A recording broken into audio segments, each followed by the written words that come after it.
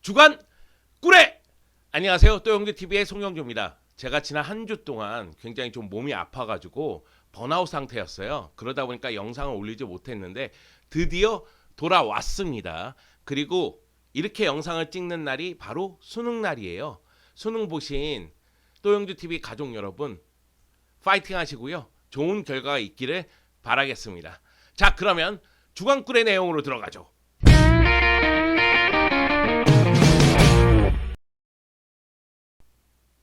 네, 지난주에는 바르셀로나 경기가 없었죠. A매치 기간이니까. 스페인은 월드컵 본선에 진출을 했습니다. 가비가 스페인 중심으로 활약을 했죠. 가비의 패스 성공률이 95%였다고 하는데 그 정도로 가비의 활약이 눈부셨습니다. 가비의 이야기는 다음 시간에 차츰 해보도록 하고 오늘은 주간 꿀의 시간 아니겠어요? 자, 그러면은 바르셀로나 꿀의 뉴스로 들어가겠습니다.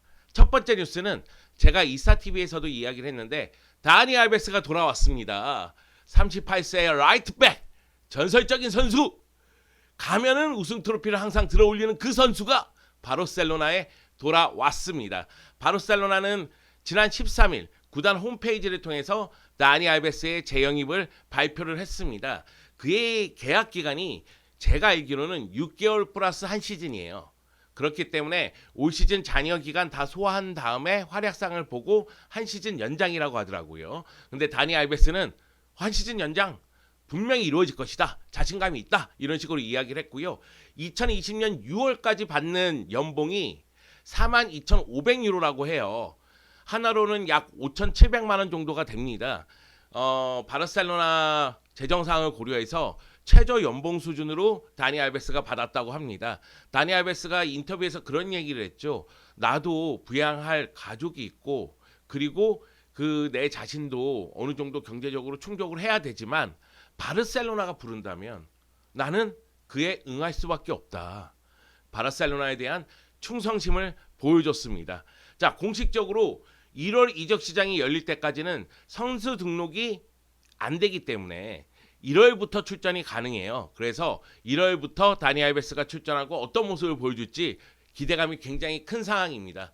이미 다니 알베스는 선수들하고 이야기도 나눴고 팬들에게도 얼굴을 내비쳤습니다. 그러면서 팬들의 기대감이 굉장히 높은 모습을 보여줬고요. 선수단에서 리더 역할을 좀 해줄 필요성이 있습니다. 다니 알베스의 그 투쟁심 그리고 승리에 대한 의욕, 열정 그런 부분이 어린 선수들을 좀 일깨웠으면 좋겠어요. 다니 알베스 인터뷰 보면은 굉장히 좀 꿀애들을 흥분시키는 그런 인터뷰가 많습니다. 일단 다니 알베스가 나는 2위 하러 온 것이 아니다. 나는 2위에 머물 선수가 아니다. 나는 항상 1위를 했다. 우승 트로피가 40개가 넘는 선수니까 1위를 하기 위해서 우승을 하기 위해서 왔다는 이야기를 했고요. 그리고 바르셀로나 유니폼만 입으면 난 슈퍼히어로가 된다. 바르셀로나 시절에 나는 매우 잘했다. 더 잘할 자신이 있다. 그런 식으로 이야기를 했습니다. 그러면서 지금은 어린 선수들이 많잖아요. 이 새로운 세대들에게 배우고자 노력을 할 것이다. 하지만 그 이전에 바르셀로나가 어떤 구단인지 이 유니폼이 어떤 의미를 갖고 있는지 이 세대들에게 알려줄 것이라는 이야기를 했습니다. 이게 리더의 모습이죠. 이게 다니 알베스에게 우리가 원하는 모습입니다. 알베스 잘하고 있어. 난 너를 믿어. I trust you. 자, 두 번째 소식입니다. 카림 아데엠이 영입설이 떴어요. 그러다 보니까 바르셀로나 팬들이 막 기대감이 뿜뿜했죠. 뿜뿜. 네, 저도 기대감이 뿜뿜. 카림 아데에미를 영입할 수 있느냐? 영입했으면 좋겠다. 이런 생각이 막 들었습니다. 그러면 이 이적설부터 이야기를 한번 해볼게요.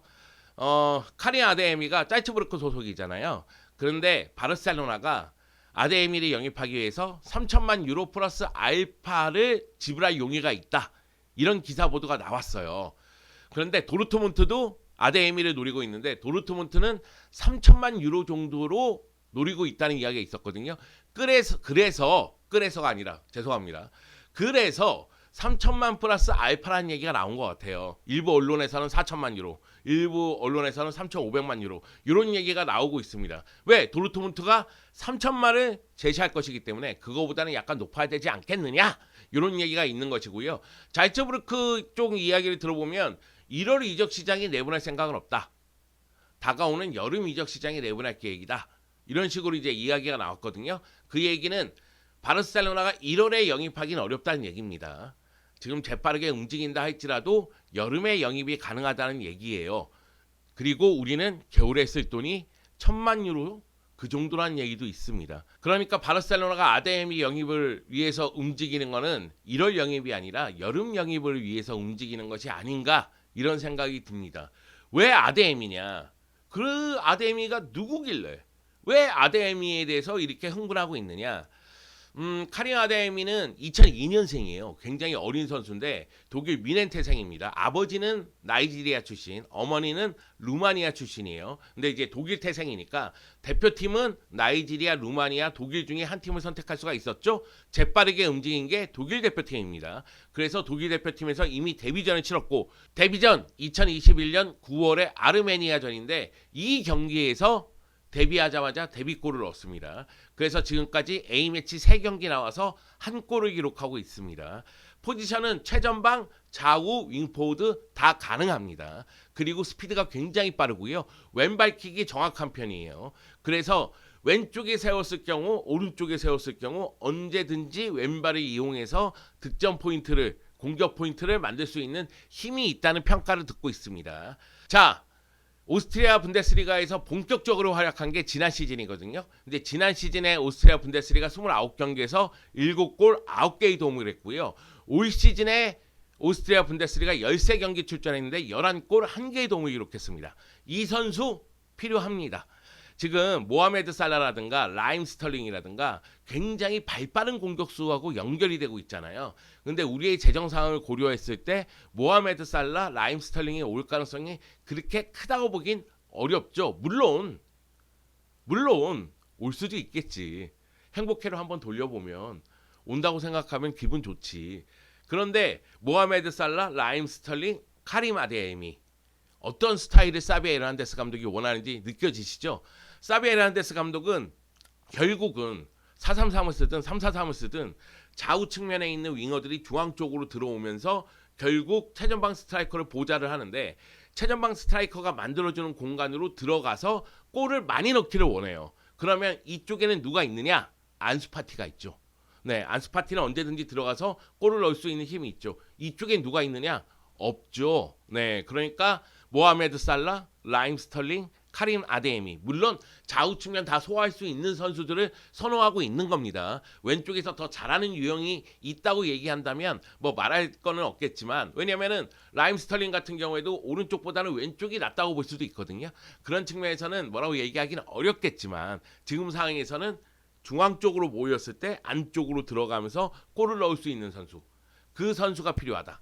그래서 살라, 라임 스털링, 아데미하고 연결이 되고 있고 아데미에게 우리가 눈길이 가는 이유는 역시 이종료가 물론 이제 3,500만 유로 정도 되는 이종료가 낮다고 보기는 어렵습니다. 낮지 않지. 나 3,500만 유로 없어. 너희들도 없을 거야. 바르셀로나도 그 정도 없어. 네, 낮진 않습니다만 라임 스털링이라든가 아니면 모하메드 살라보다는 가격이 낮겠죠. 당연한 거 아니겠습니까? 그쪽은 당연히 7천만 이상 가는 선수들이니까 물론 이제 라임 스털링의 몸값이 떨어질 가능성도 분명히 있지만 일단은 카림 아데미에 대해서 관심이 높아지는 이유 네, 사비 감독이 왜 원하는지 이런 부분에 대해서는 여러분이 이해가 되실 거라고 생각을 합니다. 자, 마지막 뉴스입니다. 마지막 뉴스는 이거를 해야 되느냐 말아야 되느냐 고민을 살짝 했습니다. 왜? 할 내용이 없거든요. 프랭키 더용 이적설이 떴습니다. 16일 엘 치랑기토를 비롯해서 스페인 언론 쪽에서 바르셀로나가 돈이 없으니까 이적 자금을 얻기 위해서 프랭키 더용을 이적시킬 것이다. 이런 보도가 나왔고 그러다 보니까 꿀애들이 다 흔들렸죠. 야, 프랭키 더용을 내보내면 어떡하자는 거냐. 아니야, 네가 잘못 들었어. 루크 더용 아니니? 프랭키 더용이 아니라 루크 더용 내보내는 거 아니야? 막 이렇게 굉장히 북적북적 뭐 웅성웅성 뭐 시끌시끌 뭐 이랬었죠. 네, 참 표현력 진짜 안 좋다 나. 북적북적 시끌시끌 웅성웅성이 뭐냐. 바글바글?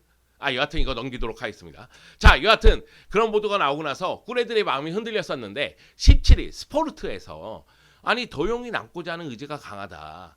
그리고 바르셀로나 사비 감독 모두 도용을 중심이라고 생각하는데 무슨 소리냐.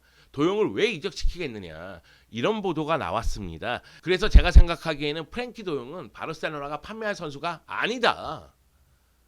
아니 돈이 없다고 집에 가장 중요한 기둥뿌리를 뽑아서 내보낼 리는 없지 않겠느냐. 이게 제 생각입니다. 만약에 그렇게 한다. 그러면 라포르타 가만히 안 두겠어. 나 찾아간다. 멱살 잡는다. 스크루 펀치 날린다. 플라잉 디킹 날린다. 가만히 안 둘 거야 그럼. 정신 차려. 네, 이렇게 이제 주간꿀의 이야기를 마치도록 하겠습니다. 다가오는 11월 21일 새벽 5시, 일요일 새벽 5시에 바로 사비 에르난데스의 바르셀로나 데뷔전이 펼쳐집니다. 감독으로서 데뷔전이죠. 카탈루냐 더비입니다. 캄프누에서 바르셀로나와 에스파뇰이 대결을 펼칩니다. 이 경기 또영주TV에서 입중계를 하도록 하겠습니다. 여러분, 사비 에르난데스 감독이 어떤 전술을 쓸지, 백스리냐 백포냐, 공격의 세부 전술을 갖고 나올 것이냐, 수비의 안정감을 만들 수가 있을 것이냐, 이것을 같이 확인하도록 하세요. 빠밤.